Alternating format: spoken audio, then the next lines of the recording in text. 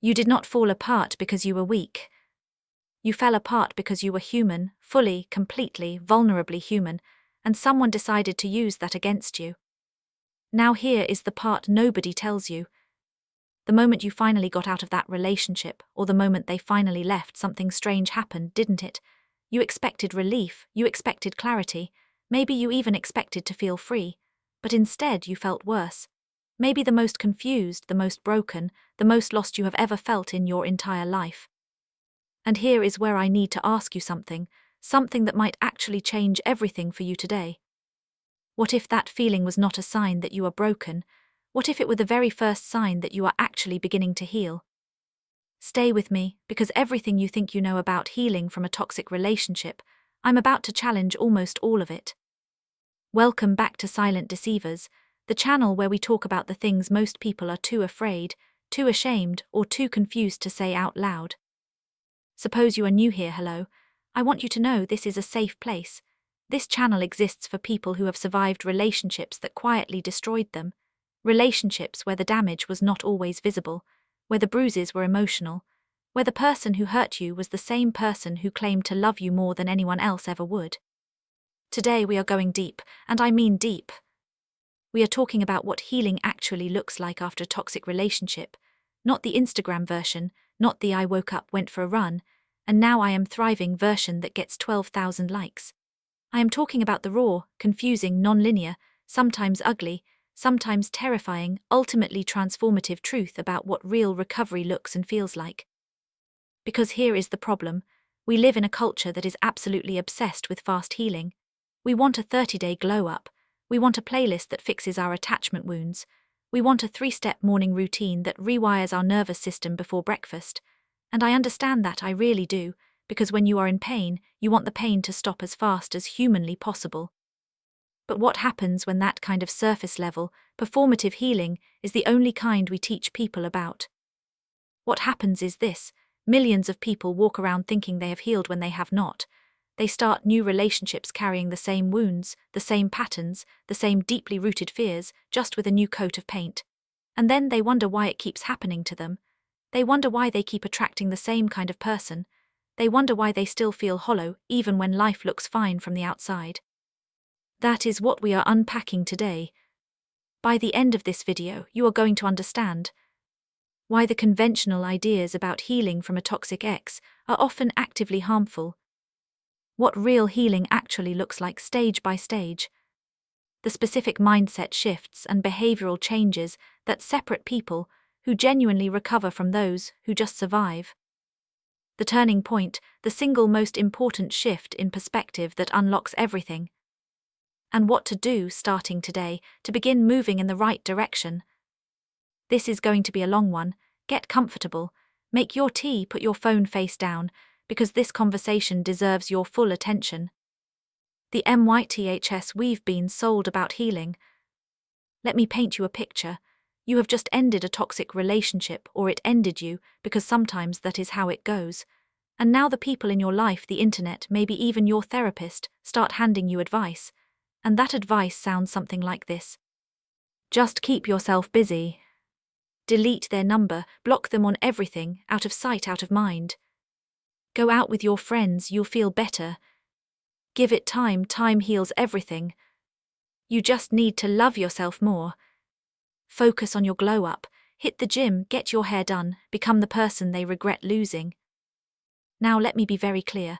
I'm not saying these things are entirely useless. Some of them have genuine value when applied in the right context, at the right time, in the right way. But here is the problem: we present these things as if they are healing, when really at best they are coping mechanisms. And there is a profound and important difference between coping and healing.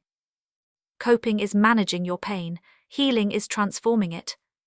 Coping keeps you functional, healing makes you whole. And when we confuse the two, when we mistake distraction for recovery, when we mistake not thinking about them for no longer being affected by them, when we mistake looking good on the outside for being okay on the inside, we set ourselves up for something painful and potentially dangerous: the illusion of healing. The illusion of healing is perhaps the most insidious part of the entire toxic relationship recovery process, because it feels real. You go a few days without crying, You have one good night out where you actually laughed. You start eating and sleeping better. You post a selfie and you look amazing, and people tell you you're glowing, and you think, okay, I'm doing it, I'm healing. And then something happens. Maybe you see their name on your phone. Maybe a song comes on. Maybe you catch a whiff of their cologne in a crowded elevator, and suddenly, out of absolutely nowhere, you are back on the floor. You are crying in a way you haven't cried since the first week. You feel like all the progress you made just evaporated. And you spiral into a new kind of shame. Why am I still not over this? What is wrong with me? Will I ever actually be okay? Here's what's wrong. Nothing. Nothing is wrong with you. What's happening is that you never actually processed the wound, you just bandaged over it. And wounds that aren't properly treated don't heal. They fester. They become infected.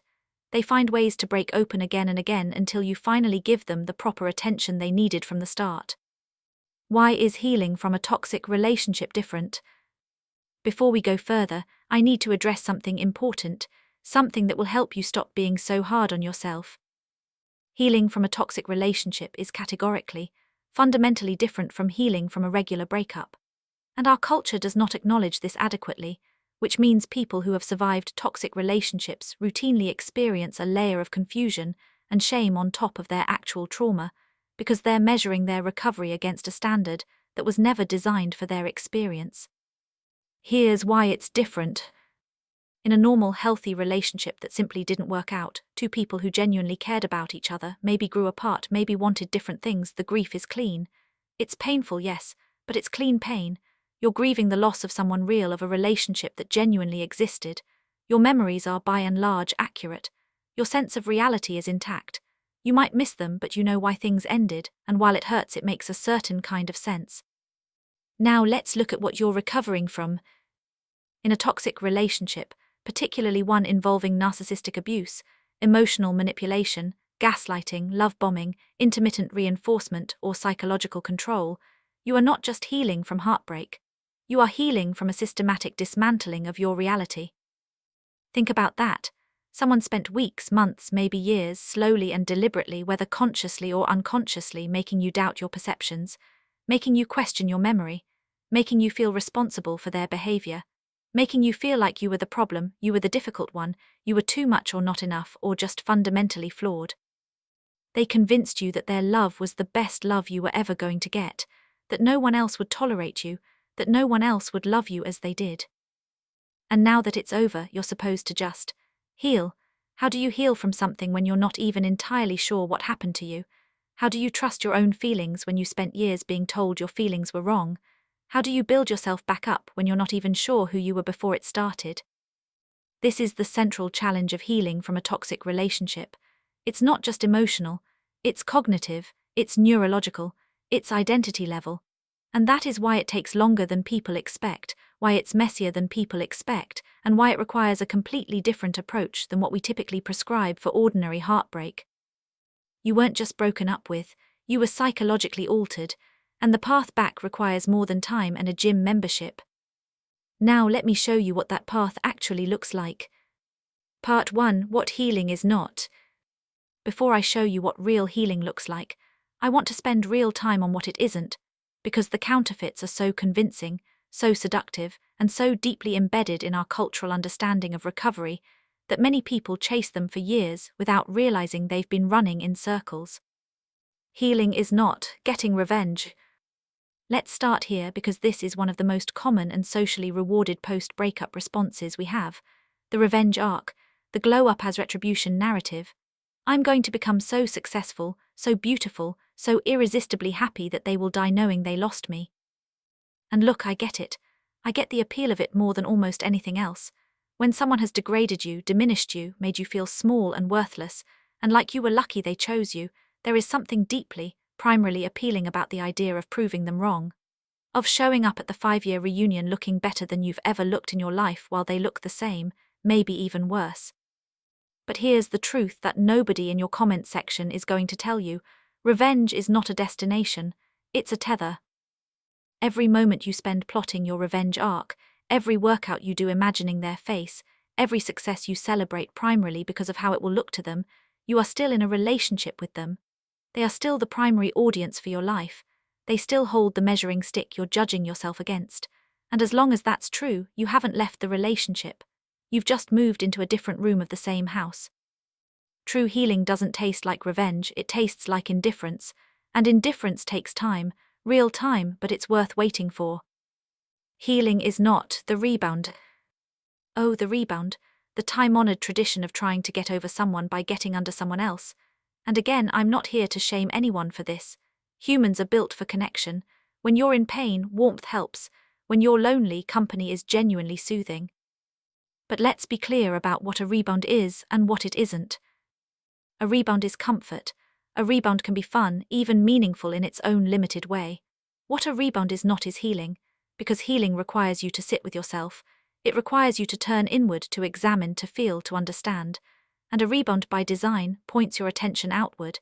It keeps you distracted from the very inner work that needs to happen. And there's a specific danger with rebounding after a toxic relationship that doesn't apply as strongly to ordinary breakups.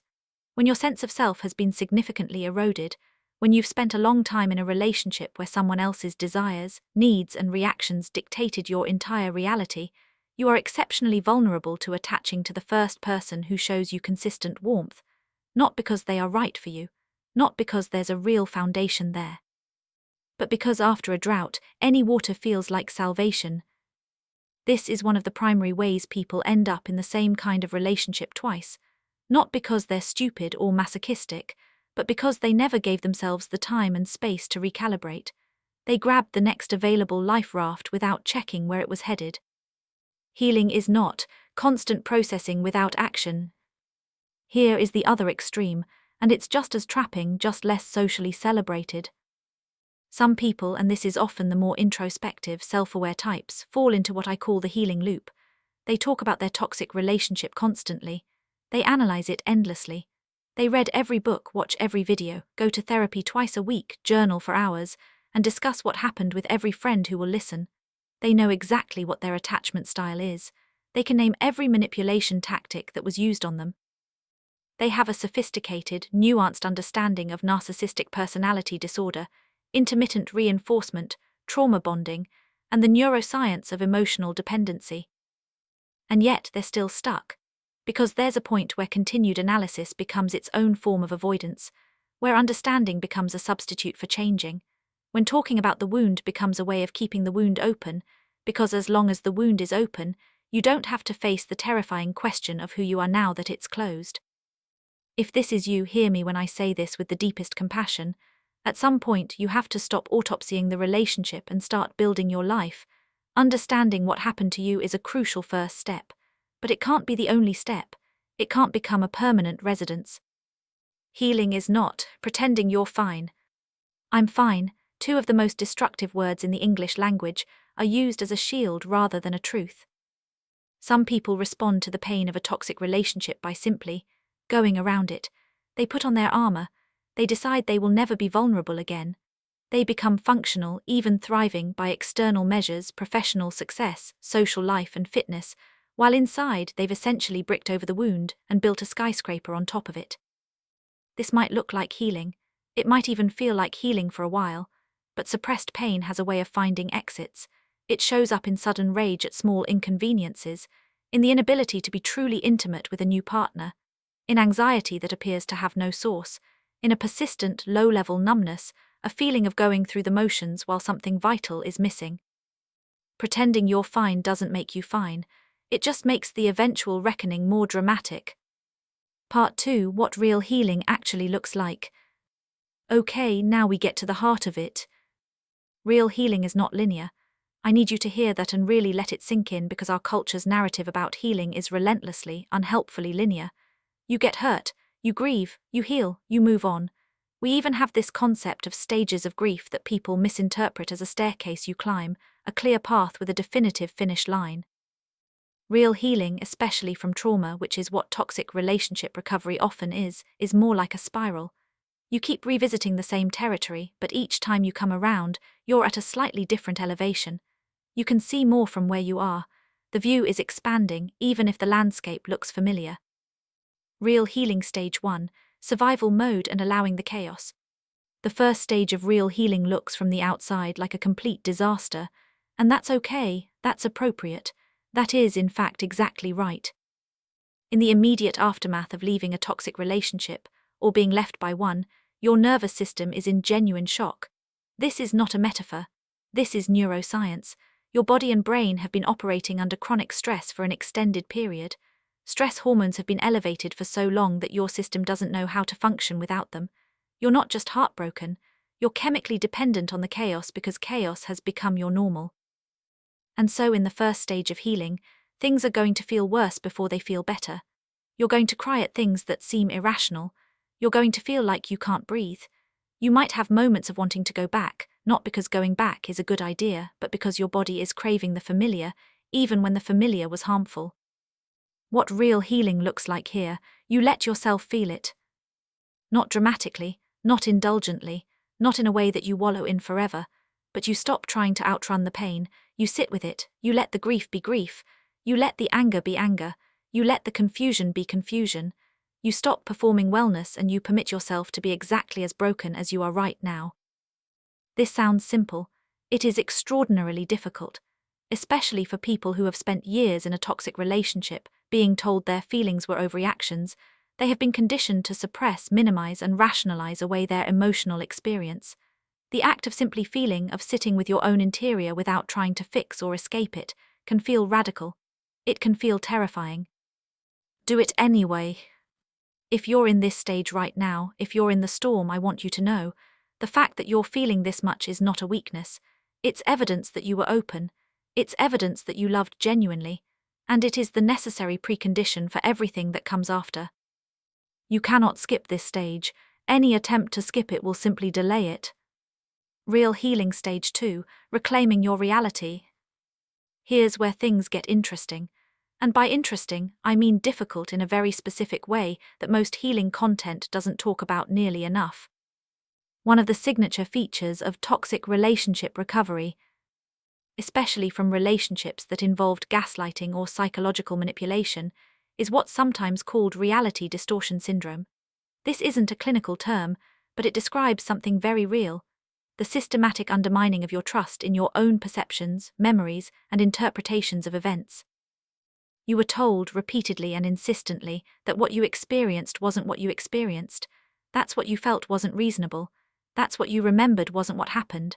And over time, even the strongest people begin to internalize this. You start to second-guess yourself before you even finish a thought. You start automatically editing your own perceptions through the filter of, but maybe I'm the problem. Stage 2 of healing is about reclaiming your reality, and it is painstaking work. What does real healing look like here? It looks like starting to trust you again, slowly, imperfectly, with a lot of backsliding. It looks like writing down your memories without editing them. It looks like saying, "that hurt me," without immediately following it with, "but they probably didn't mean it that way." It looks like sitting with the difficult possibility that what you experienced was as bad as it felt, and that your feelings about it were legitimate all along. This stage often involves therapy, and I cannot recommend it strongly enough for survivors of toxic relationships. Not because you're broken, but because having a trained, neutral professional help you sort through the distorted narrative you've been given is genuinely invaluable. A good therapist specializing in trauma will help you identify the ways your thinking has been altered, help you rebuild your internal compass, and help you begin to trust your own experience again. It also looks like investigating your own narrative, not obsessively but intentionally. Questions like, what did I know early on that I pushed aside? When did I first feel that something was wrong? What did I tell myself to justify staying? These are not questions designed to produce self-blame. They are questions designed to rebuild self-knowledge, to reconnect you with your own inner signal. Because here's the thing about your intuition, it was working the whole time. It kept sending you a signal. You probably just got very good at overriding them. Part of healing is learning to hear those signals again and learning to respond to them. Real healing stage 3, grief but not the grief you think. People expect to grieve the person after a toxic relationship ends. What they don't expect, and what catches them completely off guard, is the nature and the depth of what they're actually grieving. Yes, you're grieving the person, but more than that, you're grieving the idea of who you thought they were. You're grieving the relationship you believed you had, which was never quite the relationship you actually had. You're grieving the future you planned with someone who, in a very real sense, didn't exist the way you imagined them. You're also grieving something even more painful, the version of yourself you were before this relationship. The person who was more open, more trusting, and more certain of their own worth. The version of you that didn't know what it felt like to have someone systematically dismantle your sense of self. And you might even be grieving something that surprises you. You might grieve the relationship itself, even though it was harmful. You might miss them, even though they hurt you. And this is one of the most confusing aspects of toxic relationship recovery, the thing that makes people feel most ashamed and most crazy. Let me explain why this happens because it's crucial. Toxic relationships are rarely consistently terrible. If they were, we would leave immediately. They are terrible in specific, unpredictable ways, interspersed with moments of genuine warmth, tenderness, humor, and connection. The scientific term for this pattern is intermittent reinforcement, irregular, unpredictable reward, and research shows it creates a stronger psychological attachment than consistent positive reinforcement. In plain language, the uncertainty made you more attached, not less.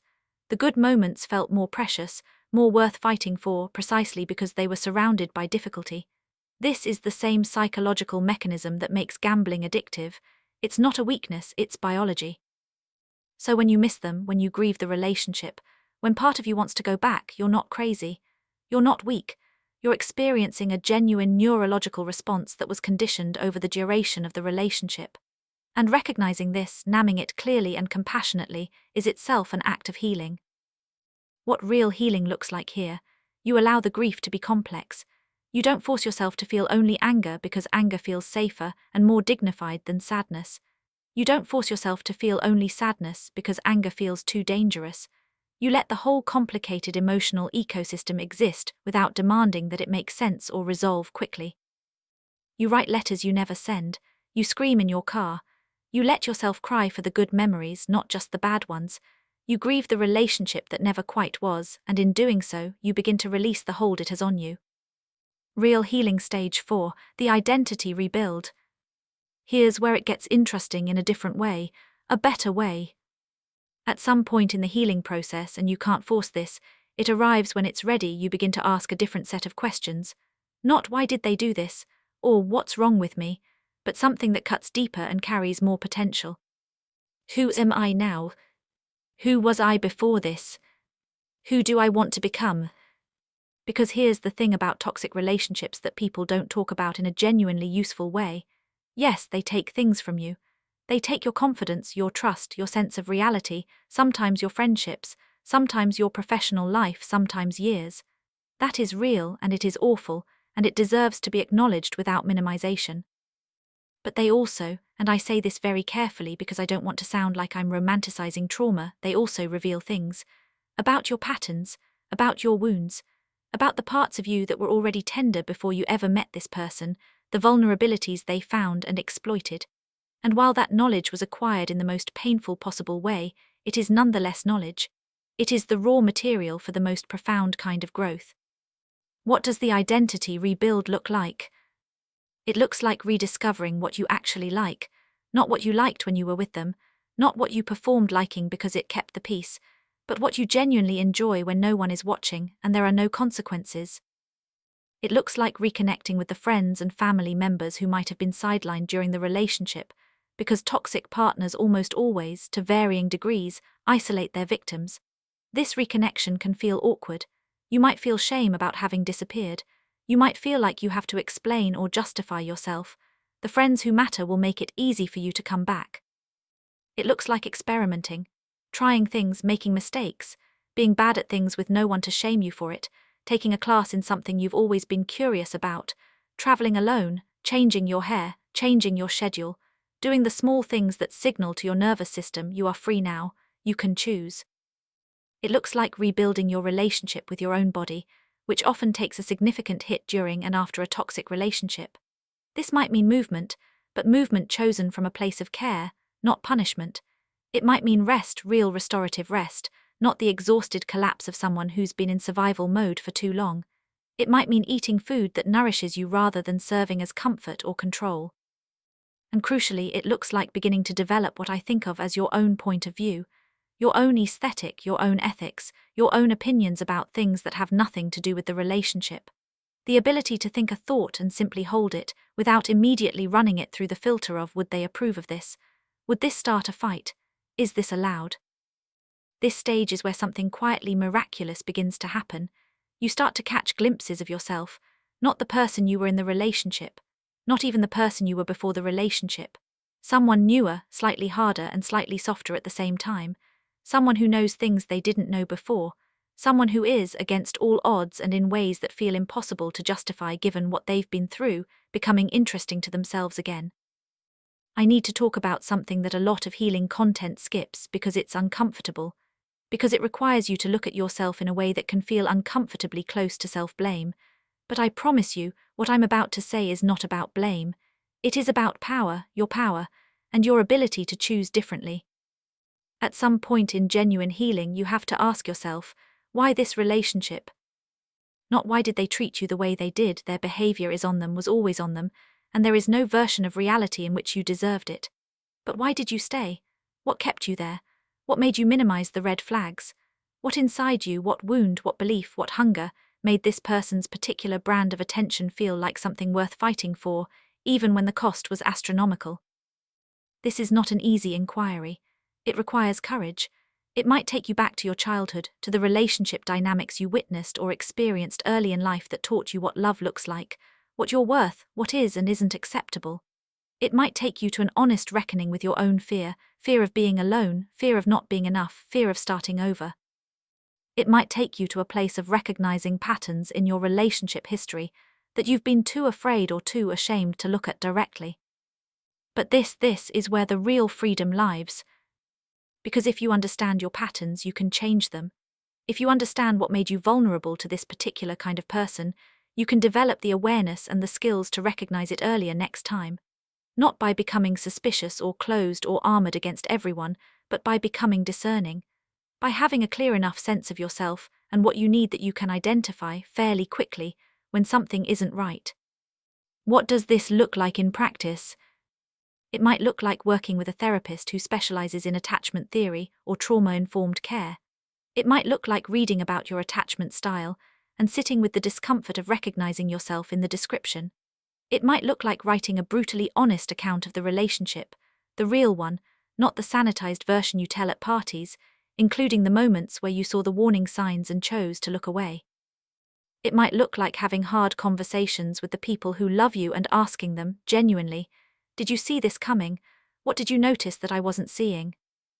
And it might look like extending yourself radical, unconditional compassion as you do all of this. Because the point is not to find evidence that you were stupid or broken. The point is to understand yourself so thoroughly, so lovingly, that the next person who tries to exploit your vulnerabilities finds that those vulnerabilities have, over time, become your greatest strengths. Real healing stage 6, rebuilding trust in others and in yourself. Trust is always one of the casualties of a toxic relationship, and rebuilding it is one of the slowest, most delicate, most necessary parts of healing. But here's the thing I need to emphasize that gets underplayed. Rebuilding trust in you is more important than rebuilding trust in others. Because the deepest damage done by a toxic relationship is not that it made you distrust other people, it's that it made you distrust yourself, your judgment, your perceptions, your worthiness of being loved well. And until you begin to repair that internal trust, your ability to accurately assess other people will remain compromised. What does rebuilding self-trust look like? It starts with the small things, making a decision, even a trivial one, and sticking to it, saying you'll do something and doing it, noticing when something feels off and honoring that feeling rather than dismissing it, setting a boundary, a small one, maybe just telling a friend you can't make it to something, and not catastrophizing the consequences. These small acts of self-trust add up. They create evidence. They build a track record with you that says, I know what I feel, I know what I need, I can trust my own sense of things. And over time, that internal relationship with you becomes the most solid ground you stand on. Rebuilding trust in others happens more slowly and requires something most people don't have enough of: patience with the process of getting to know someone. Toxic relationship survivors often swing between two extremes, trusting too quickly and too completely, or not trusting at all and holding everyone at arm's length. Real healing moves you toward the middle, the capacity to extend trust incrementally, in proportion to evidence, without demanding certainty you can't have. It means staying curious about people rather than immediately categorizing them as safe or dangerous. It means paying attention to patterns of behavior over time rather than making sweeping judgments based on first impressions or early grand gestures. It means being willing to be disappointed by someone without deciding that all people are the same. Real healing stage 7, learning to be with yourself. We live in a world that pathologizes solitude. We are culturally conditioned to believe that being alone, particularly after a relationship, is a problem to be solved. It's a waiting room you sit in between one relationship and the next. The goal is always to find someone else as quickly as possible. I want to offer you a radically different idea. Learning to be with yourself, truly, comfortably, genuinely, might be the most important thing you do in your entire healing journey. Not as a consolation prize, not as something you do while you're waiting for the right person to come along, as an end in itself, as a practice, a skill, and ultimately a form of self-love that no amount of external validation can replicate. Here's why this is particularly important for toxic relationship survivors. Many people who find themselves in toxic relationships share a common thread. They are deeply uncomfortable being alone. Not because there's anything wrong with them, but because they were never really given permission, or didn't have the support, to develop a solid internal relationship with themselves. And so they consistently seek connection externally, sometimes to the point where any connection feels better than none, even a connection that is damaging to them.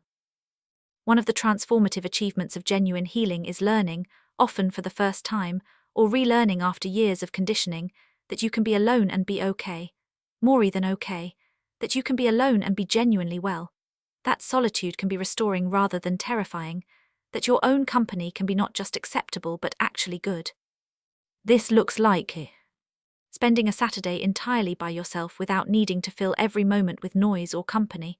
Cooking a meal for one with care and intentionality rather than just eating whatever requires the least effort. Walking somewhere beautiful without your headphones in. Sitting with a book. Sitting without a book. Sitting with your own thoughts without needing to escape them.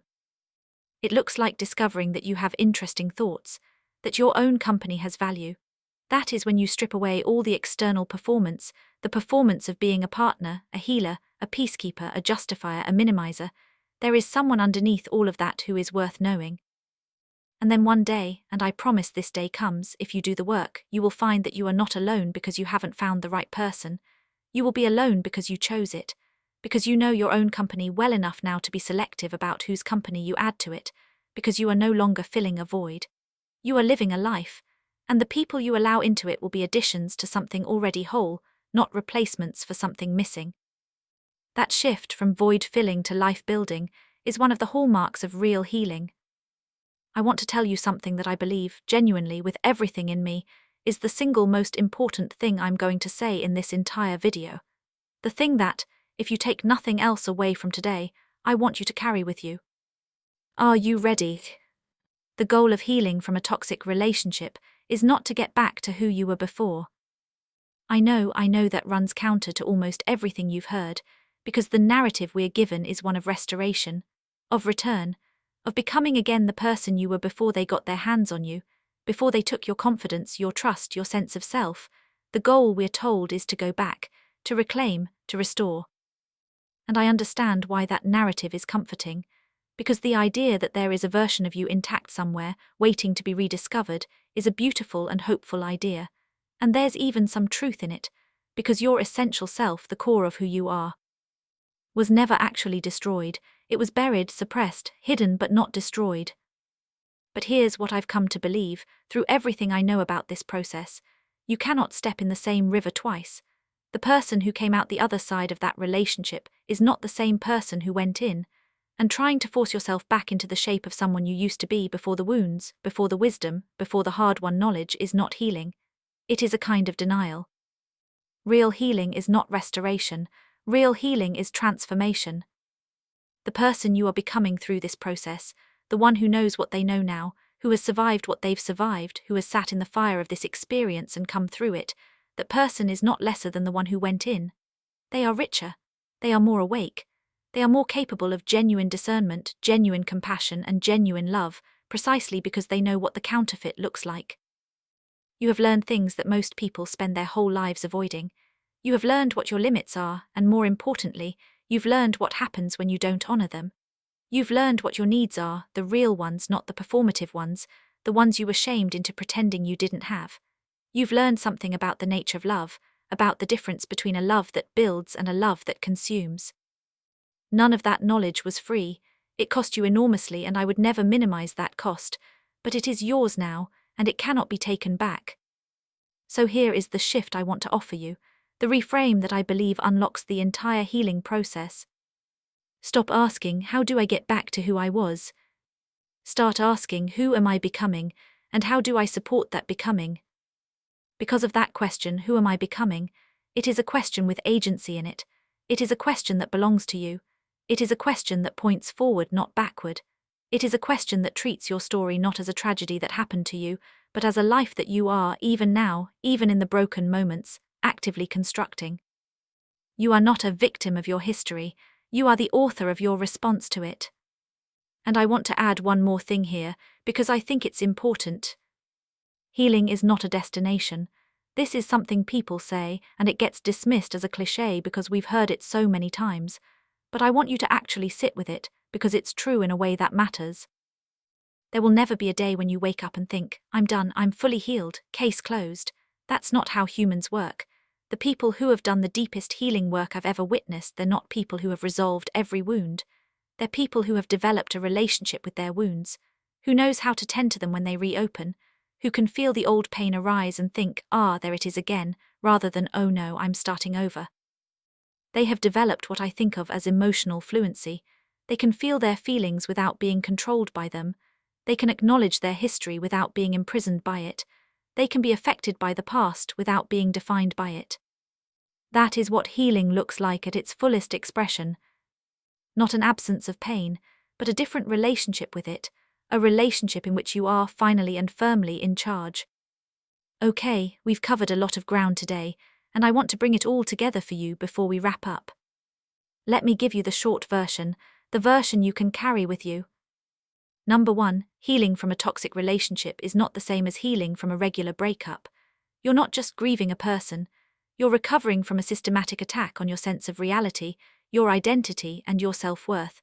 That requires more time, more intentionality, and more compassion for yourself than ordinary heartbreak. Number 2, the things we're usually told to do, keep busy, get revenge, go on a rebound, distract yourself, are coping, not healing. Coping has its place, but don't mistake managing your pain for transforming it. Number 3, real healing is not linear, it is a spiral. You will revisit the same territory over and over, but each time from a higher vantage point. You are not starting over when you have a bad day. You are simply moving through the next loop of the spiral. Number 4, real healing requires you to feel the pain, not perform it, not indulge it endlessly, but actually, genuinely feel it. You cannot process what you won't let yourself experience. Number 5, a central task of healing from a toxic relationship is reclaiming your reality, rebuilding trust in your own perceptions, your own memories, and your own emotional responses. This is slow work. It is the most important work. Number 6, you need to grieve everything. Not just the person, but the relationship you thought you had, the future you planned, and the version of yourself that existed before this happened. All of that is worth grieving. All of that is worth honoring. Number 7, at some point you have to look honestly at your own patterns. Don't blame yourself. Blame has nothing to do with it. But because understanding what drew you to this relationship, what kept you there, and what your particular vulnerabilities are, is the gateway to changing those patterns. And changing those patterns is the only way to ensure this doesn't repeat. Number 8, learn to be with yourself, truly, comfortably, as a genuine practice. The quality of your relationship with yourself is the template for every relationship you will ever have. Heal that relationship first. Number 9, and this is the most important, the goal of healing is not restoration. It is a transformation. You are not trying to get back to who you were. You are becoming someone wiser, more self-aware, more discerning, more capable of real love, someone that the version of you who walked into that relationship would barely recognize. That person, the one you are becoming, is worth every painful moment of this process. I believe that, and I hope by the end of this video you're beginning to believe it too. I want to say one more thing, something less about healing strategy and more about the simple human reality of where you might be right now. If you're in the thick of this, if you're in the early, brutal stages of leaving or being left, I see you. And I know it doesn't feel survivable right now. I know it feels like this is the state you'll be in forever. I know the thought of eventually being okay feels like a cruel joke. It's not a joke, it's a promise. Not because life is always fair and not because healing is guaranteed to be smooth or fast, but because the human capacity for recovery, actual, deep, structural recovery, is one of the most extraordinary things about us as a species. People come back from things that should have finished them, and they don't just come back diminished, they come back different in ways that matter. You are going to be okay. Not today, maybe not next month, but you are going to be okay. And more than okay, I genuinely believe that. Okay, if you are still here, first of all, thank you, genuinely. This was a long one and I don't take lightly that you gave it your time. That means this topic matters to you, and if it matters to you, I want to hear about it. Here's what I want you to do right now, and I mean right now before you click away. Go to the comments, tell me one of two things or both if you want. Either tells me where you are in your healing journey right now. It can be as vague as I'm in the early stages and I'm drowning, or as specific as you want to be, because something powerful happens when you name where you are out loud, even in a YouTube comment section. Naming it makes it real, and making it real is the first step to dealing with it. Or tell me, which part of this video hit hardest for you? What was the thing that you needed to hear today? Because I make this content for you, literally, specifically for you, and knowing what resonates helps me understand what you need more of. And if you have someone in your life who you think is in the middle of this, someone who's been through a toxic relationship, someone who's struggling, someone who you can see is hurting even if they won't admit it, share this video with them. You don't have to say anything. You don't have to explain, just send it. Sometimes the best thing we can do for someone is say, I see you and I found something that might help. Now, if you are new to this channel and this is your first video with us, welcome. Welcome to Silent Deceivers. This is the channel where we talk about what doesn't get talked about, the quiet damage that toxic people do, the ways we heal that no one ever tells us about, the psychology behind manipulation, gaslighting, narcissism, trauma bonding and recovery. The complicated, messy, ultimately hopeful story of what it means to reclaim yourself after someone tried to take you from yourself. We do not do surface level here. We do not do toxic positivity. We do not tell you to just move on. We go deep, we go honest, and we go together. If that sounds like what you need right now, hit the subscribe button and the notification bell, because I post regularly and I want you to be here for the next one. You survived something hard. You're still here.